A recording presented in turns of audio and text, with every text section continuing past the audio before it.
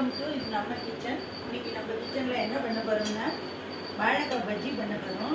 இதுக்கு என்னென்ன தேவை அப்படின்னா 2 கப் கடலை மாவு, 1/2 கப் அரிசி மாவு, தேவையான அளவுக்கு தனி மிளகாத்தூள், கொஞ்சம் காஷ்மீரி சில்லி மிளகாத்தூள், ஒரு சிட்டிகை மஞ்சள் பொடி போடணும், அதுக்கப்புறம் பெருங்காயப்பொடி போடணும், காய்ச்சின எண்ணெய் விட்டாலும் சரி, பச்சை எண்ணெய் விட்டாலும் சரி, கொஞ்சோண்டு அதையும் விட்டுட்டு ஜலத்தூள் விட்டு கொஞ்சமாக கரைச்சிக்கணும். கெட்டியாக இந்த பஜ்ஜி போடுற பதம் வர அளவுக்கு அதை கரைச்சிக்கணும்.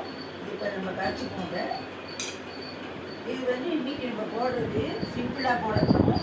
இதேமாரி நம்ம இதில் எந்த காய் வேணாலும் யூஸ் பண்ணலாம். வாழைக்காயோ பீர்க்கங்காய், நீர்ச்சத்து உள்ள காய்கறிகள் எது வேணாலும் யூஸ் பண்ணலாம்.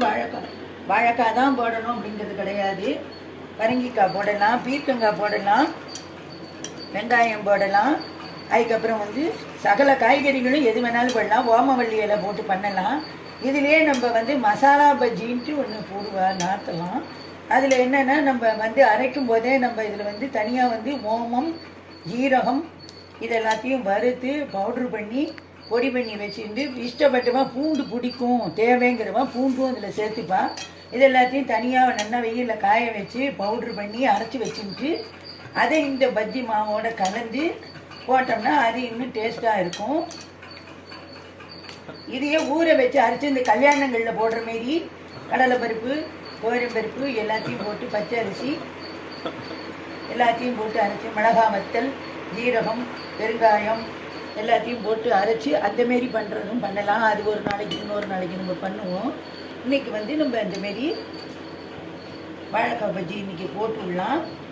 இதுக்கப்புறம் இதுலேயே கொஞ்சம் ஃபுல்லாகனா ஃபுல் சைஸில் பஜ்ஜி சைஸில் நம்ம இலுப்பச்சட்டி சைஸுக்கு தான் போட முடியும். நம்ம ஹோட்டலில் போடுற மாரி ஃபுல் சைஸுக்கு போடுறதா இருந்தால் அந்த பெரிய இலுப்பச்சட்டி வச்சு அதில் போடணும். எப்போவுமே நீங்கள் எண்ணெய் சட்டி வச்சு எண்ணெய் பொரிக்கிற ஐட்டமாக இருந்ததுன்னா இந்தமாரி இலுப்பச்சட்டியில் இரும்பு இலுப்பச்சட்டியை வச்சு பண்ணுங்க.